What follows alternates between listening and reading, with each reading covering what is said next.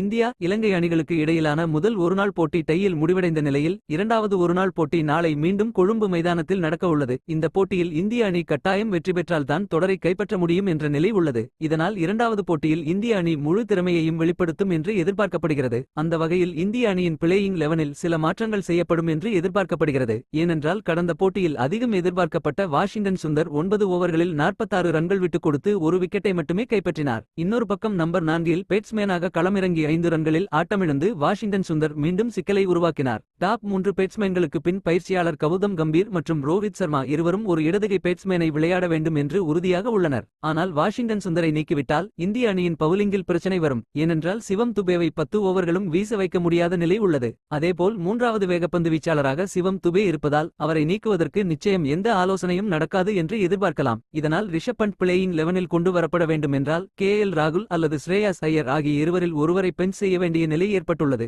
அதேபோல் வாஷிங்டன் சுந்தருக்கு பதிலாக Ryan பராக்கை playing 11இல் சேர்க்கவும் வாய்ப்புகள் உள்ளது. ஏற்கனவே ஆஃப் ஸ்பின் வீசும் திறமையால் தான் ரியான் பராக் 3 T20 போட்டிகளிலும் விளையாடி இருந்தார். இதனால் சிவம் துபே மற்றும் ரியான் பராக்கை வைத்து 10 ஓவர்களை வீச முடியும் என்று நம்பிக்கை இருக்கும் பட்சத்தில் வாஷிங்டன் சுந்தர் பெஞ்ச் செய்யப்படலாம். இதனால் இந்திய அணியின் பிளேயிங் 11 மற்றும் பேட்டிங் வரிசையில் இரண்டிலும் நிச்சயம் மாற்றங்கள் இருக்கும் என்று எதிர்பார்க்கப்படுகிறது. இந்திய பிளேயிங் 11: ரோஹித் சர்மா, சுப்மன் கில், விராட் கோலி, அக்சர் படேல், ஸ்ரேயாஸ் ஐயர், ராகுல், சிவம் துபே, ரியான் பராக், குல்தீப் யாதவ், முகமது சிராஜ், அர்ஷ்தீப் சிங்.